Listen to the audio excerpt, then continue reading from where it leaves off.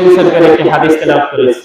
এই আয়াত এবং এই হাদিসকে সামনে রেখে সংক্ষিপ্ত পরিসরে, আধা ঘন্টা আলোচনা কিন্তু খুব বেশি না, সংক্ষিপ্ত পরিসরে আমরা আলোচনা করব ইনশাআল্লাহ। তো আজকের আলোচনার বিষয়বস্তু হচ্ছে রমজান মাস থেকে কি কি আমরা শিক্ষা পেলাম। রমজান মাস যে আমাদের মাস থেকে বিদায় নিয়ে নিল, তো রমজান মাস তো আমাদেরকে কিছু শিক্ষা দিয়ে গেল। রমজান মাস থেকে আমরা কি কি শিক্ষা নিব, আর এই রমজান মাসের শিক্ষা নিয়ে 11টি মাস আমরা আমাদের জীবনে বাস্তবায়ন করব। সম্মানিত উপস্থিতি, আল্লাহ রাব্বুল আলামিন সর্বপ্রথম বলেছেন যে ইয়া আইয়ুহাল্লাযীনা আমানু কুতিবা আলাইকুমুস সিয়ামু কামা কুতিবা আলাল লাযীনা মিন ক্বাবলিকুম লাআল্লাকুম তাত্তাকুন।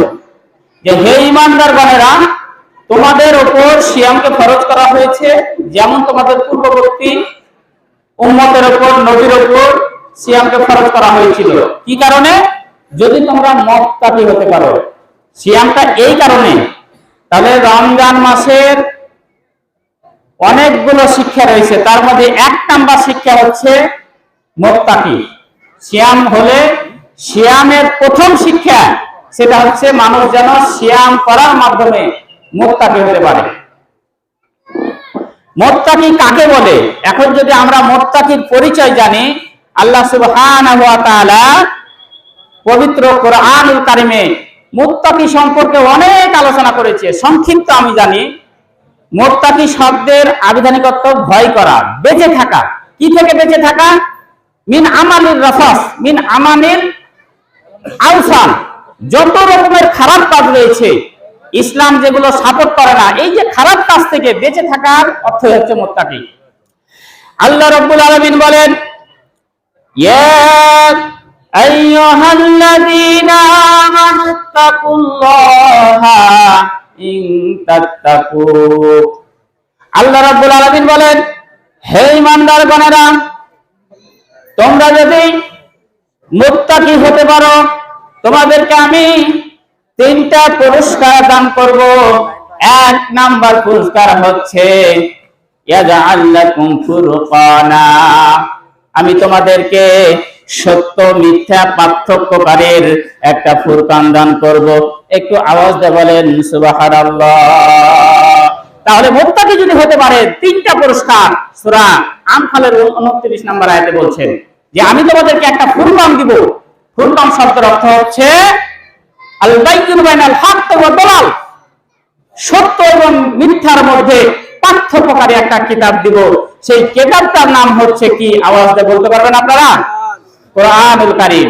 তাহলে কোরআন যে সমাজে আছে, কোরআন যেই পরিবারে আছে, কোরআন যেই ব্যক্তির মধ্যে আছে, কোরআন যে রাষ্ট্রে আছে, সেই রাষ্ট্রে কখনো অন্যায় কাজ হতে পারে না।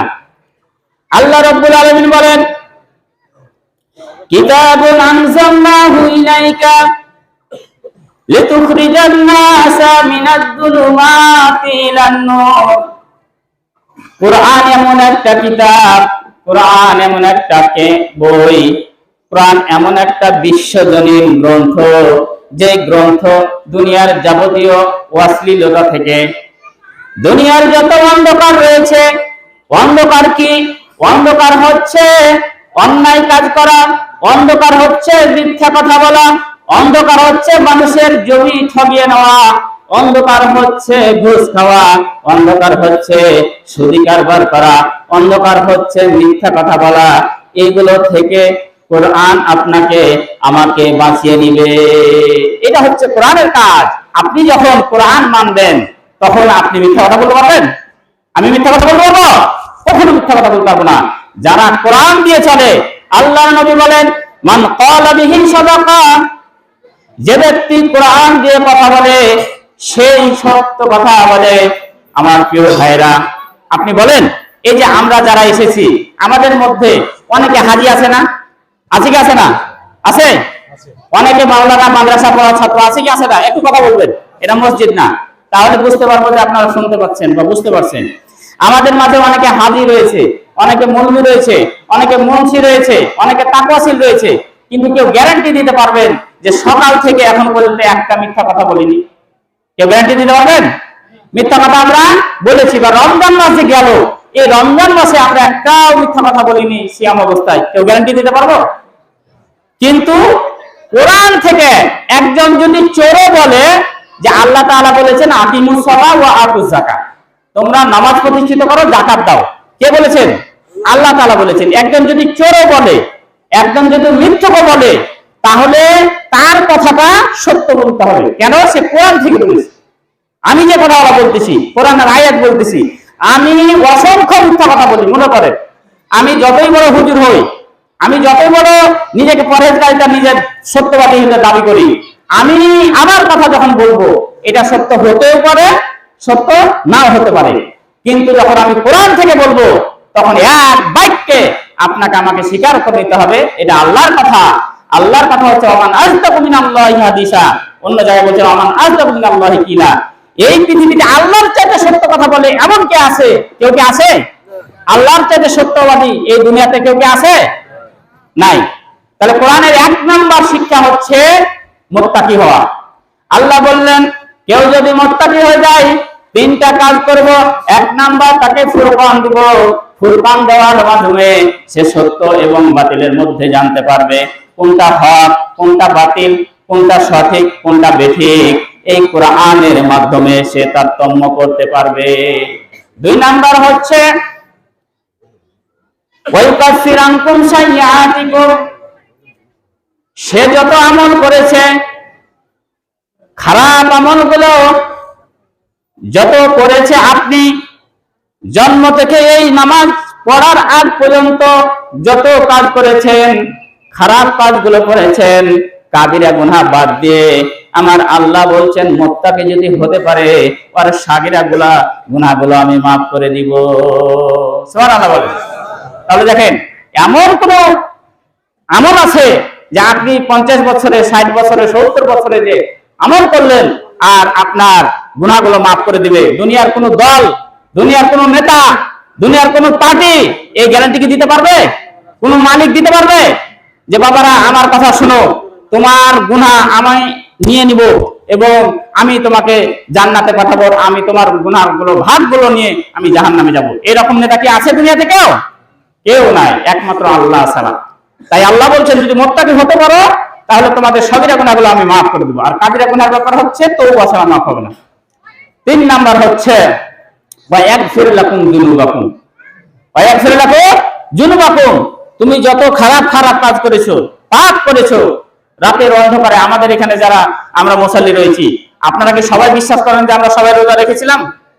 এমনও মুসাল্লি রয়েছে কেউ 20টা রেখেছে, কেউ 30টা রেখেছে, কেউ 25টা রেখেছে, কেউ 10টা রেখেছে, এমন আল্লাহর বান্দা রয়েছে একটাও করেনি।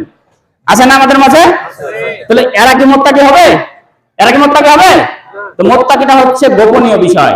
আল্লাহ বলছেন কেউ যদি মুত্তাকি আসল হতে পারে তাহলে তার দ্বারা কখনো অন্যায় কাজ হবে না, সুতরাং তার আমি গুনাহ মাফ করে দেব। তাহলে 3টা কাজ মুত্তাকি হলে, তাহলে 1 নাম্বার রমজানের শিক্ষা কি?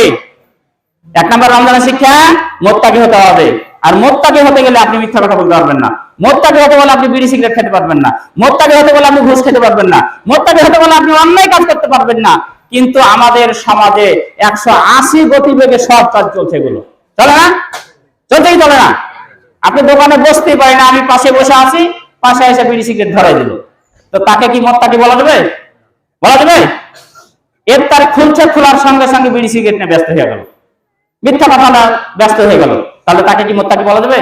মুত্তাকি বলা যাবে না। তাহলে 1 নাম্বার গুণ হচ্ছে মুত্তাকি হওয়া। 2 নাম্বার হচ্ছে সত্যবাদী হওয়া এবং অন্যায় কাজ থেকে নিজেকে বিরত রাখা। হযরত আবু হুরায়রা রাদিয়াল্লাহু তাআলা আনহু বলেন, মান লাম ইয়াদা কাওলা যুর ওয়াল আমালা বিহি ফালাইসা লিল্লাহি হাজাতুন ফি আয়াদা তা'মাহু ওয়া সারাবাহু।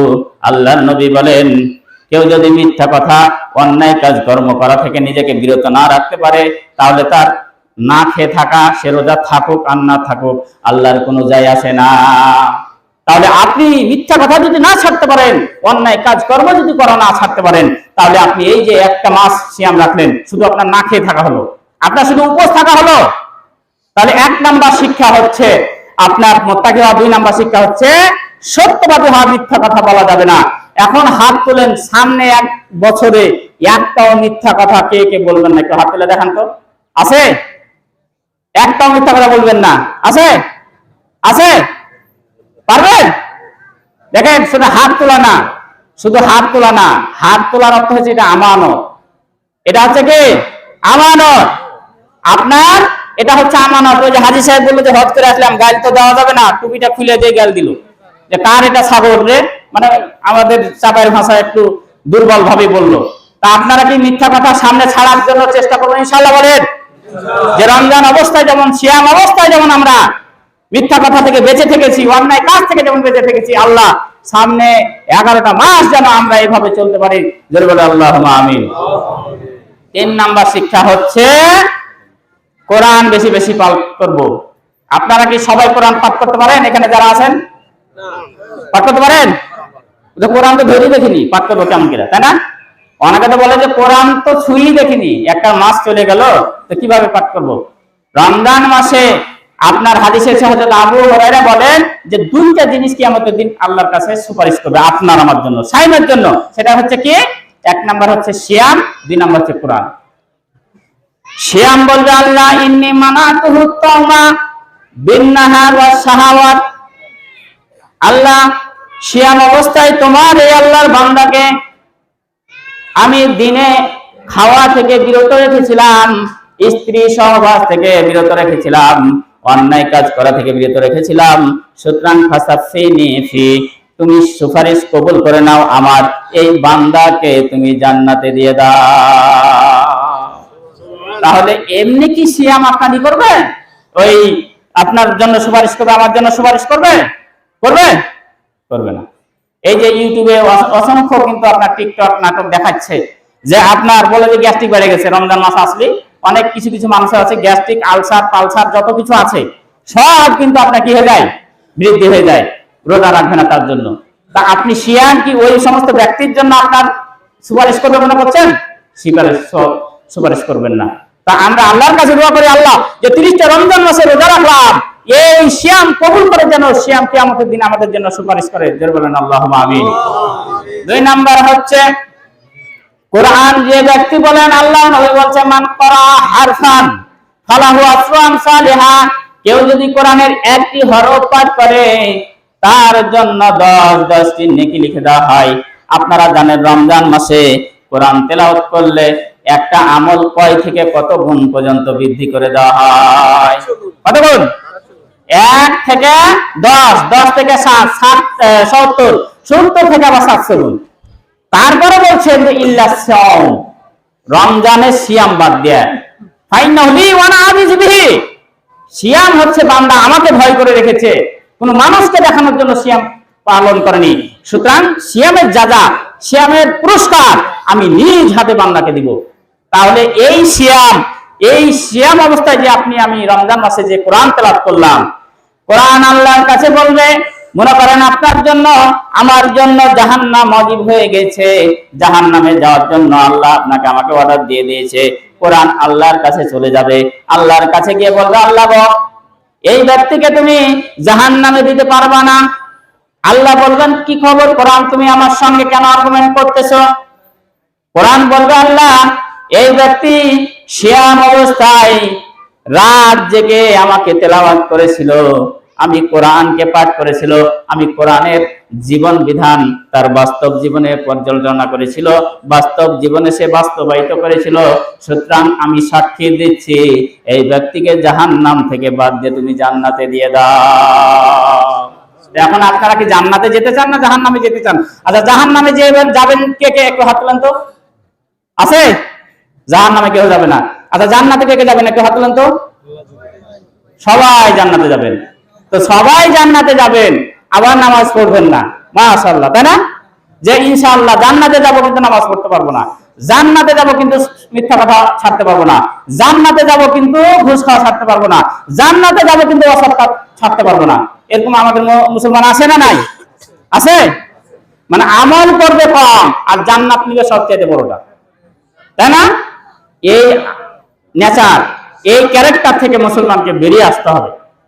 যতক্ষণ পর্যন্ত আমরা নিজেকে পরিপূর্ণ মুমিন হিসেবে দাবি তুলে না আসতে পারবো, কোরআন সিয়াম আপনার আমার বিরুদ্ধে, আপনার আমার পক্ষে সাক্ষী দিবে না। তাহলে 3 নাম্বার সাক্ষী গেল কি? 3 নাম্বার শিক্ষা হচ্ছে রমজান মাসে যেমন সিয়াম পালন করলাম, কোরআন তেলাওয়াত করলাম, 11টা মাসেও এই যে শাওয়াল মাসে 6টা রোজা আছে। কয়টা রোজা আছে? 6টা রোজা আছে। আল্লাহর নবী বলছেন কেউ যদি এই 6টা রোজা রাখে তাহলে সারা বছর রোজা রাখার সমান তার আমলনামায় নেকি লিখে দেওয়া হবে। তাহলে আপনারা আমরা যারা 30টা রমজান মাসে সিয়াম রাখতে পারলাম, মা বোনেরা যারা রয়েছেন আপনাদেরকে বলছি এই 6টা আপনার চাঁদের মধ্যে এই 30 দিনের মধ্যে আপনারা এলোমেলো করে হলেও আপনারা 6টা সিয়াম রাখার চেষ্টা করবেন, ইনশাআল্লাহ। বলেন পারবো? ঠিক আছে, সমস্যা নাই। আপনি সিয়াম রাখবেন, দেখবেন অনেকের অসুখ ভালো হয়ে যায়। তাহলে 4 নাম্বার শিক্ষা হচ্ছে আপনার ধৈর্য ধারণ। এই যে দীর্ঘ 12-13 ঘন্টা আপনি ধৈর্য ধারণ করে আছেন, এটা কোনো মানুষকে দেখার জন্য আপনি 5 মিনিট আগে ইফতার করছেন না। এটা কষ্টের ব্যাপার না আরামের ব্যাপার? বলেন তো।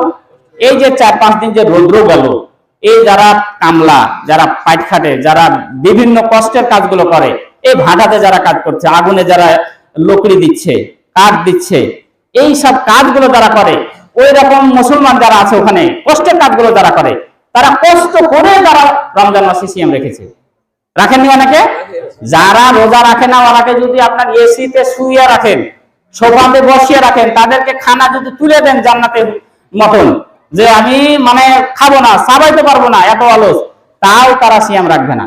আর যারা সিয়াম রাখবে ওই ইট ডোবে, ভাটাতে কাজ করবে, ভ্যান চালাবে, কষ্টের কাজ করবে, তারপরও সিয়াম সে ছাড়বে না যদি আপনার মন থাকে। তাহলে এই যে দীর্ঘ 12-13 ঘন্টা আপনি ধৈর্য ধারণ করে 1 মিনিট, 2 মিনিট, 5 মিনিট আগেও আপনি ইফতার করছেন না, এটা একটা ধৈর্যের ব্যাপার না? তো আপনি দিনের বিধান পালন করার জন্য আপনি ধৈর্য ধারণ করতে পারলেন সিয়াম।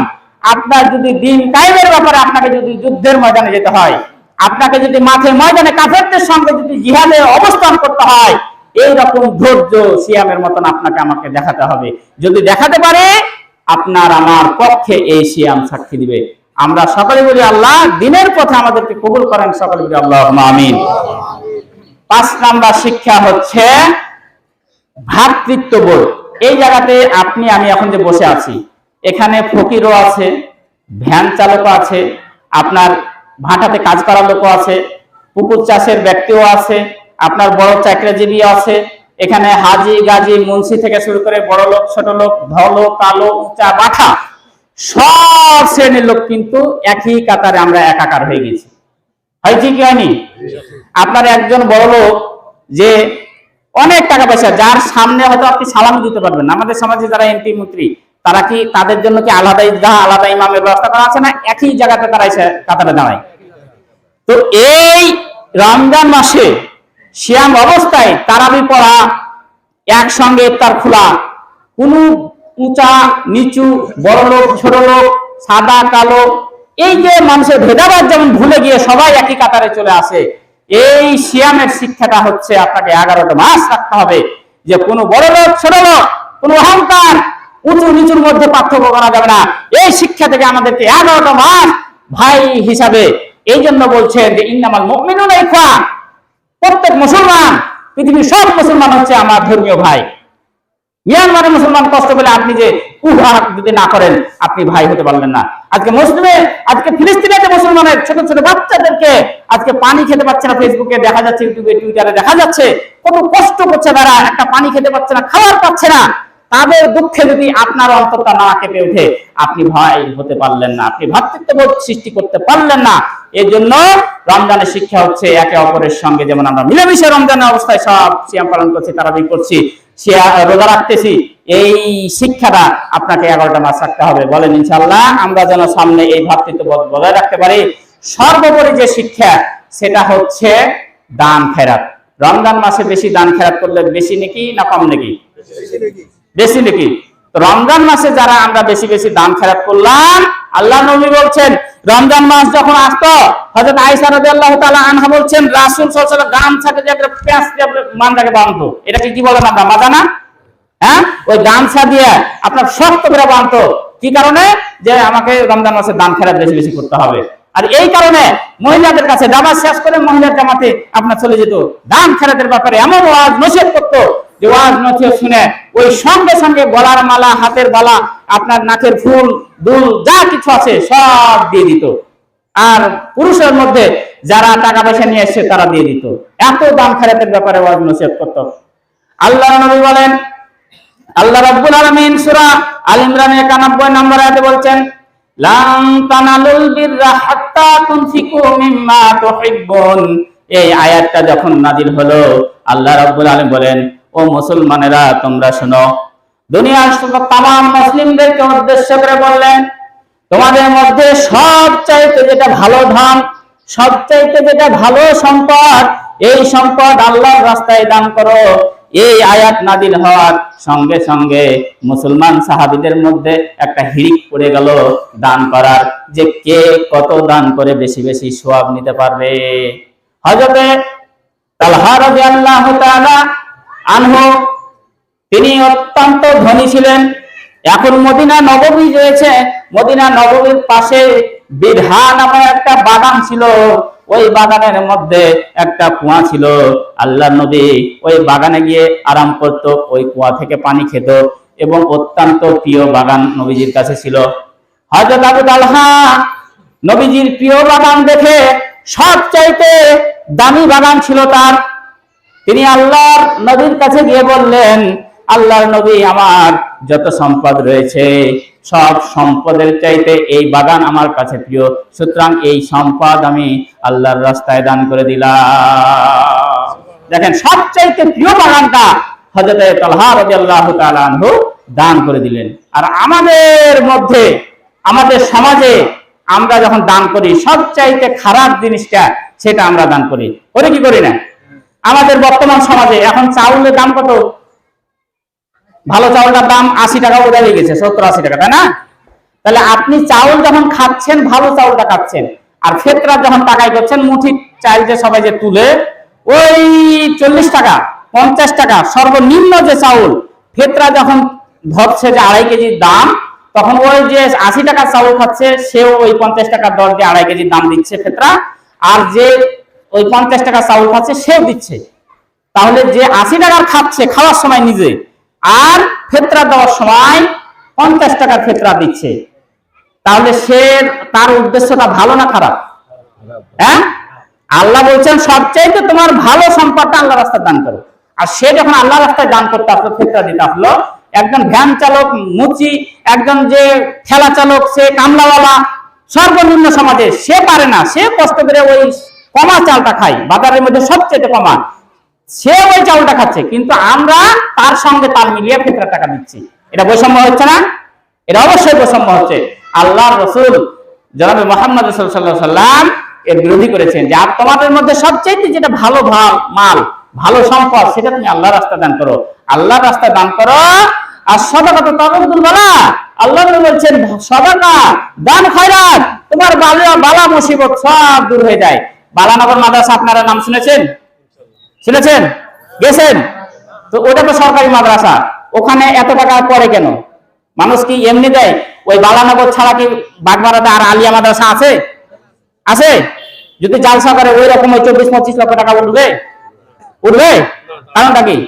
ওই জায়গায় মানুষ দান করে যে ওখানে একটা মানত মানে, যে এখানে দান করলে হ্যাঁ আল্লাহ আমার অসুখ ভালো করে দিবে, আমার মানত পূর্ণ করলে আল্লাহ আমাকে মানে আমি যে সমস্যার মধ্যে আছি সমস্যাটা সমাধান করে দিবে, এই উদ্দেশ্যে কিন্তু বালানগরে সব দান করে। আর আল্লাহ নবী বলছেন যে তুমি দান খয়রাত করবে, তোমার কি আল্লাহ তোমার ভালো করে দিবে। দান খয়রাতের বদলতে আল্লাহ যে রাগ করে বান্দার প্রতি, গজব মানে অসংখ্য অন্যায় করার কারণে মানুষ যে আল্লাহ যে অখুশি থাকে বান্দার প্রতি, দান খয়রাত করলে আল্লাহ ওইসব মানে অখুশি থেকে খুশি হয়ে যায়। তো যাই হোক, এই যে কয়েকটা আমি শিক্ষা আপনাদের সামনে আলোচনা করলাম, আমাদের সময় যেহেতু শেষ হয়ে গেছে, তা আমি আপনাদের আহ্বান করব যে রমজান মাসে যে শিক্ষা, সামনে আপনার শাওয়াল মাসে 6টা রোজা রাখার চেষ্টা করবেন, সপ্তাহে 2টা আপনার সোমবার আর বৃহস্পতিবার যে রোজা, এটা রাখার চেষ্টা করবেন। আর প্রত্যেক মাসের চাঁদের কয় তারিখ? 13, 14, 15 এই 3টা রোজা রাখারও চেষ্টা করবেন। হ্যাঁ, তাহলে দেখবেন যে আল্লাহ আপনার শরীর সুস্থ রাখবেন। আজকে গোটা বিশ্বের যারা চিকিৎসক তারা গবেষণা করে দেখেছে যে মানুষ শুধু খায় আর খায়, ডান হাতে খায়, বাম হাতে খায়। আচ্ছা, বিড়ি বেশিরভাগই কোন হাতে খায়? বাম হাতে খায়। আপনার চা বেশিরভাগই যারা একটু জেনারেল শিক্ষিত, এরা মানে সভ্য হতে হতে, মডার্ন হতে হতে এতটাই মডার্ন হয়ে গেছে যে ডাইন হাতে খাওয়া বাদ বাম হাতে ধরে ফেলেছে, আছে না? একসঙ্গে পায়খানাতে যে বেশি মানুষ কি খায়, বিড়ি সিগারেট খায়, তো ডাইন হাতে খায় না বাম হাতে খায়? মানুষ যে আপনার এই যে আমরা এটা কি বলি আপনাদের আঞ্চলিক ভাষায় পানি খরচ করা, এটা ছুঁচা বলি আমরা, ওই গোলাগাড়ি বা চাপাই নেওয়া নাকি, যে ছুঁচে গে গো, তাই না? তো এই যে ডান হাতে ছুঁচে না বাম হাতে ছুঁচে? হ্যাঁ, তাহলে আল্লাহর নবী বলছেন তা কুলু বিয়ামিনিহি লা তাশরাবু বিশিমালিহি, তোমরা যা খাবে সব ডান হাতে খাও, বাম হাতে খাওয়া যাবে না, কেননা শয়তান বাম হাতে খায়। তো বাম হাত যে আপনি একটা ট্র্যাডিশন ধরে নিলেন, তাহলে এটা নবীর দলের লোক হলেন না আপনার ইয়ার দলের লোক হলেন, শয়তানের দলের লোক হলেন? তো শয়তানের দলের লোক হবে, লোক আসবে না। আমি আপনাদের আহ্বান করব, আমার আলোচনা এখানে শেষ করছি। আমরা যেন রমজান মাসে যে যে আমলগুলো করলাম, রমজান মাসে যে আমাদের মধ্যে ধৈর্য, সহমর্মিতা, দান খেরাতের ব্যাপারে উদারতা, মহিলাদেরকে আকল আহ্বান করবো, আপনারা যেমন পদ্মাশীলের মধ্যে ছিলেন সামনেও থাকার চেষ্টা করবেন। আমরা আল্লাহ রাব্বুল আলামিনের কাছে এই দোয়া কামনা করি সকলে, আল্লাহুম্মা আমিন। আর আল্লাহ সুবহানাহু ওয়া তাআলা আমাদের সকল কি দেয়, ওই যে ইয়ার মাদ্রাসা কি মোহনপুর হাফিজা মাদ্রাসা, আপনারা দান খেরাত বোধহয় করেন ওখানে, তো এই আপনার হ্যাঁ চাদর এখানে থাকবে, চাদরটা পাঠিয়ে দিন। তো চাদর থাকবে, আপনারা দান করবেন এখানে এসে মাদ্রাসার উদ্দেশ্যে, ওই যে মোহনপুর হাফিজা মাদ্রাসার উদ্দেশ্যে এর আগে দান করেছেন সম্ভবত, তাই না? এর আগে দান করেছেন, প্রতি বছরই আপনারা দান করেছেন, এবার কারণ ইনশাল্লাহ যে যা পারবেন আপনারা দিয়ে রাখবেন। ঠিক আছে, তা আমি এই বলে আমি সংক্ষিপ্ত বক্তব্য শেষ করলাম। আসসালামু আলাইকুম ওয়া রাহমাতুল্লাহ।